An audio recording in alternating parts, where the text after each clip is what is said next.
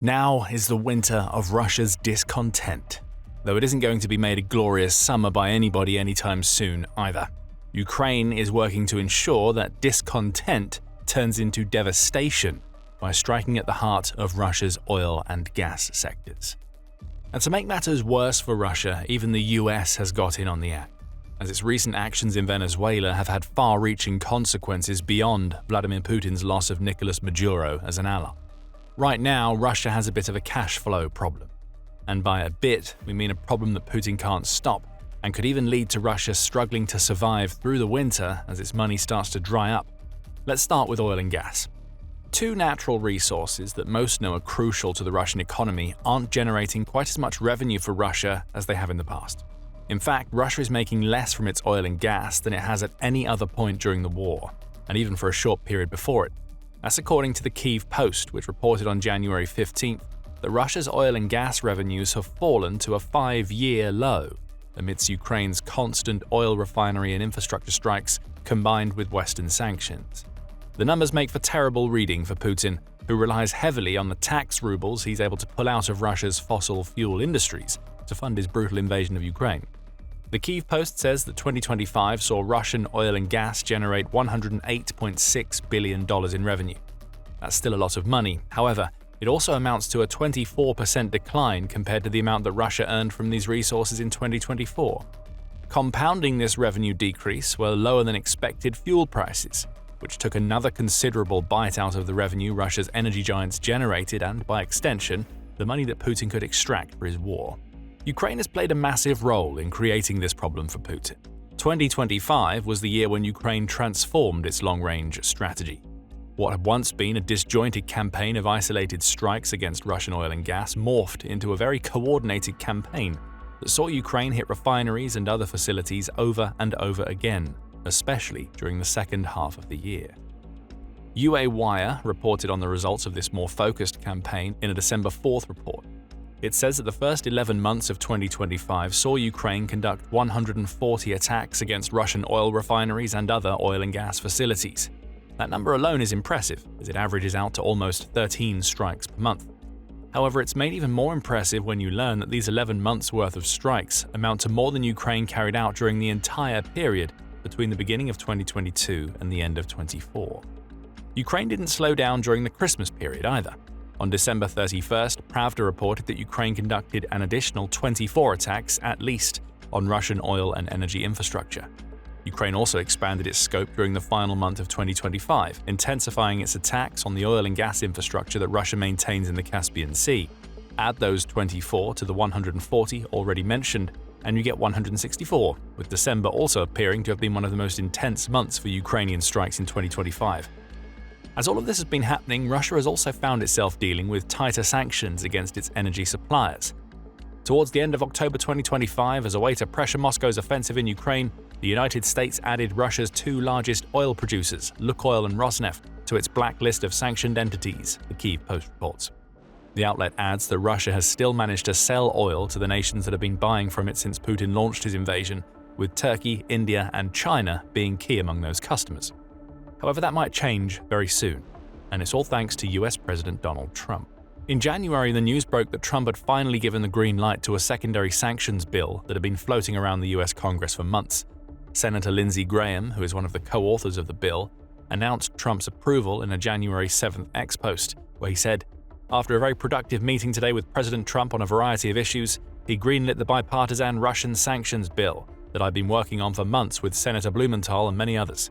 Graham added that the bill was well-timed, given Putin's continued refusals to back up any of his talk about wanting peace, and that it will provide the US with the leverage to punish the countries that do oil and gas business with Russia, which in turn could dry up the flow of cash generated by those two industries into Putin's war chest.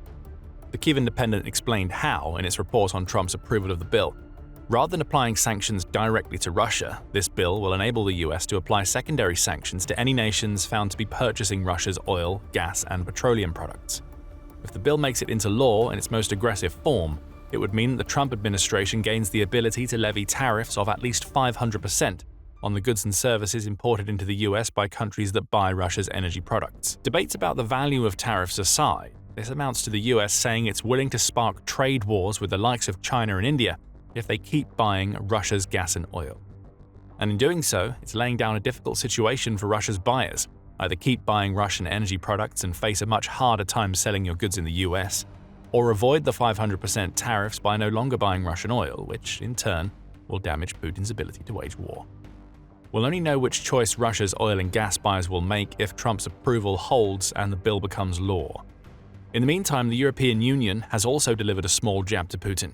On January 15th, Interfax reported that the EU will lower its price cap on Russian oil from $47.60 per barrel to $44.10 per barrel on February 1st. It's a small decrease, sure, but the EU plans to cap every 6 months from now on, which adds more pressure on Putin. He will now have to provide bigger discounts to the customers that Russia is serving via its shadow fleet, assuming those customers stick around if America's secondary sanctions are implemented. To understand why all of Russia's oil and gas woes are so important, you have to understand the role that these natural resources play in the Russian economy. The Oxford Institute for Energy Studies sums it up nicely, stating, "Revenues from Russia's oil and gas industry account for between 30 to 50% of the total federal budget revenues over the past decade, making them the most important single source of cash for the Kremlin. Any decline in that revenue has a direct impact on Russia's federal budget, and with Ukraine showing no sign of slowing down with its long-range strikes, along with the potential for more heavy-hitting sanctions to come, what was a terrible year for Russia's oil and gas may just be a prelude for further declines the longer the war drags on." One thing we can gather from Russia's oil woes is that Trump has identified a pressure point for Putin, which is why he has approved the secondary sanctions bill. However, Trump has already hurt Putin by focusing on somebody else. On the night of January 2nd to 3rd, the news broke that US forces had stormed the Venezuelan capital city of Caracas, where they captured the country's president, Nicolas Maduro. Now standing trial for a raft of drug and racketeering charges in the US, Maduro had been emerging as a key Putin ally, especially in the context of Russia trying to gain influence in Latin America. However, it's not the loss of influence that will sting Russia most with Maduro gone. It will be the loss of money. In a January 15th report, Business Insider revealed that Russia is staring down a painful financial reckoning following the fall of Venezuela's president-cum-dictator. For years before Maduro was captured, Russia and Venezuela had been slowly building financial ties that saw Russia commit billions of dollars of investment to Venezuela. Per Business Insider, Steven Sestanovich, who is the George F. Kennan Senior Fellow for Russian and Eurasian Studies at the Council on Foreign Relations, says that Russia now has to deal with the loss of those investments. Russian investments in Venezuela's oil industry over the last 20 years will now have to be, formally or informally, written off, Sestanovich claims. There is a fairly recent example of one such investment that may have gone the way of the dodo for Putin. On November 20th, Reuters reported that Venezuela had approved a 15-year extension of joint ventures between the Venezuelan state oil company PDVSA and Russia's Rosneft energy company. Together, the two were going to work on developing a pair of Venezuela's oil fields to the point where they could combine to produce 16,600 barrels of crude oil per day. The new deal, which was set to run until 2041, would have seen a Russian company invest an estimated $616 million into Venezuela. That's on top of whatever money Rosneft and Rosneft before it had already invested before the 15-year extension. This is just one of several such deals, not all of which are related to oil. Russia has already tried to get ahead of this problem, though it remains to be seen how successful it will be. 2 days before Business Insider published its report, oilprice.com reported that Rosneft was trying to assert its ownership over the assets into which it had invested in the wake of Maduro's capture. The company, which took over the Venezuelan assets of Russian energy giant Rosneft following the latter's Venezuelan oil trade being sanctioned by the US in 2020, delivered a pointed statement in which it said, "All assets of the Rosneft JSC in Venezuela are the property of the Russian state, having been acquired by the Russian side under market conditions, in full compliance with the legislation of the Bolivarian Republic of Venezuela, international law, and interstate agreements between Russia and Venezuela." This is a sign that Russia's oil companies are getting scared about their Venezuelan holdings. After all, it's unclear what, if anything, Russia can do if the US decides that the Rosneft deal and all of the money wrapped up in it is voided. Trump has also made it clear that he wants Venezuela to become a land of opportunity for American oil giants. He has called on US oil companies to invest $100 billion into a country that has estimated oil reserves of around 303 billion barrels, per Al Jazeera. It almost doesn't matter that the companies upon which Trump is calling to invest are hesitant. What matters is the message that Trump is sending to Putin: Venezuela's oil is now an American concern. All of this is without mentioning the other cash that Russia has tied up in Venezuela. which includes loans that the latter took out to buy weapons from Putin, with the bilateral trade measured in billions in annual exchange that took place between Maduro's and Putin's regimes. Has all of that money gone up in smoke? It seems likely, especially with the US essentially claiming interim control over Venezuela until a new leadership regime, which is practically guaranteed to be more friendly to the US than Russia, is installed. Putin will be forced to write Maduro off as a bad investment. He'd rather not have been put in that position, given what Russia is already dealing with on the oil and gas revenue front. So Russia is dealing with oil and gas industries that are in decline and face mounting pressure from Ukraine's drones and Western sanctions, along with the collapse of a Venezuelan regime in which Putin had invested heavily. That already makes for a pretty bad winter for Putin. Scratch that, it's a terrible few weeks, as all of this news has broken from the end of December through to mid-January. There's a lot more winter to go, and it's looking increasingly likely that Russia will be forced to deal with an ever-worsening housing market recession to add to its other economic woes. How bad is Russia's housing crisis? It varies by region, though The Sun ran an interesting report on January 15th, declaring that Putin's Ukraine war has sent Russia's economy so haywire that it's now possible to buy an apartment in Russia for less than the cost of an iPhone. As sensationalistic as all of this sounds, there appears to be some truth to it. The outlet says that the cheapest apartment available in the Russian town of Forkutcha is available for just £787, or about $1,050, which The Sun claims is about 60% of the amount you'd have to pay for the latest iPhone 17 Pro Max. Potential quibbles about percentages aside, as the 60% figure seems to apply to the UK price for the iPhone, the point The Sun is making is that there is at least one apartment available in Russia that costs less than a cell phone. Some would kill for property prices that low in the US.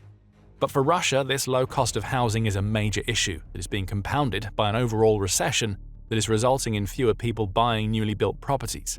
Of course, the example that The Sun points out is somewhat extreme.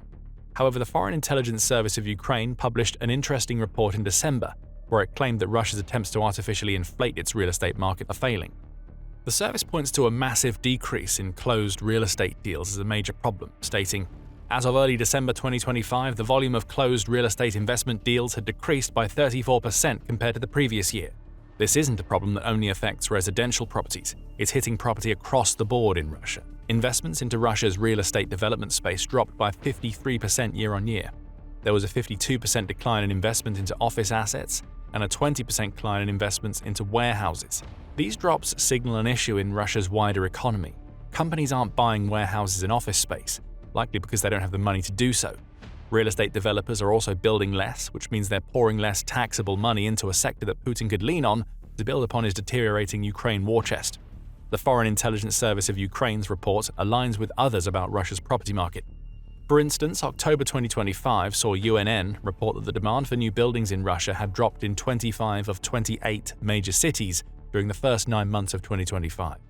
If Putin is looking for the culprit behind the dramatic decrease in developer investment in 2025, he will find it here. Russia's interest rates are an issue here. After all, a savvy investor would tell you that buying up property on the cheap, which you could do right now in Russia, is a good idea. That's especially the case as figures from the analytical credit agency, upon which UNN reported, suggest that Russia's central bank is planning to drop Russia's key rate so much that property prices will rise 30% by 2027 and will be 1.5 times higher in 2030 than they are now. That seems like a situation primed for any Russians who have cash to invest heavily. And indeed, the official narrative in Russia is that people should buy now to avoid higher prices in the future, UNN claims. However, that narrative is attempting to hide the fact that any Russians who take out a mortgage was likely paying between 28% and 30% interest on that mortgage back in October. A lot of people can't afford that, even when property is cheap, which leads to declines in investment being seen across the board.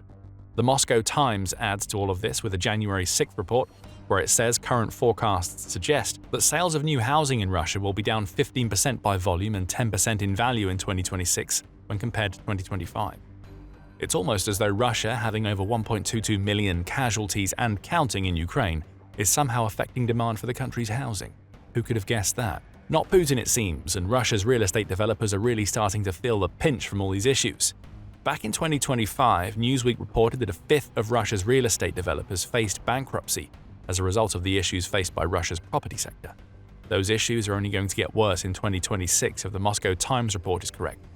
The number of developers at risk of bankruptcy could even rise to 30%, assuming Russia's property market continues going the way that it has been for a while now. Why does all of this matter to Putin? For a start, Russia's construction sector is a major employer, so developers going bankrupt means that people are going to be out of jobs, and people who aren't earning money don't buy much, which is a bit of an issue for Putin, given that he has raised Russia's value-added tax rate to 22% in a desperate effort to bleed a little more out of the stone that is Russian society. The cynical could point out that more desperate Russians equate to more people that the Russian military can recruit to fight in Ukraine, and they might be right. But sending yet more people to their deaths isn't going to help a real estate market that is seeing such a massive decrease in purchases.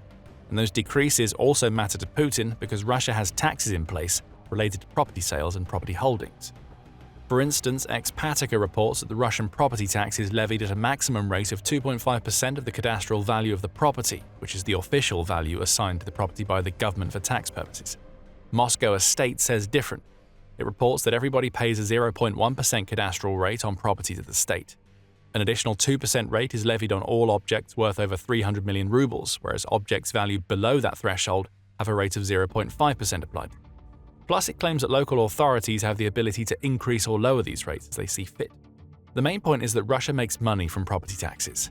Declining property prices aren't a good thing for Russia in this respect, and the potential for massive increases in the future is being offset by the average Russian still not being able to afford the exorbitant interest rate attached to mortgages, which contributes to the declines in purchasing and investment seen throughout 2025 and anticipated for 2026. Bring all of these issues together and you get two major problems for Russia. It's making less money from two major industries, namely the energy and property sectors, and it has wasted billions investing in a Venezuelan regime that is no more. The winter of discontent for Putin is going to be long and harsh, and it will only add to the enormous economic problems that this war has forced upon his country. Money aside, Putin has other reasons to be worried about the fall of Maduro. Venezuela is another ally gone for Russia in the wake of the collapse of Syria's tyrannical regime and ahead of what may well be the fall of Iran's regime. Putin's allies are dropping like flies, and Putin's ambitions to establish Russia as a global power player are going up in smoke. Find out more in our video, and remember to subscribe to The Military Show for more up-to-date reports on the many issues affecting Russia's economy. And thank you for watching.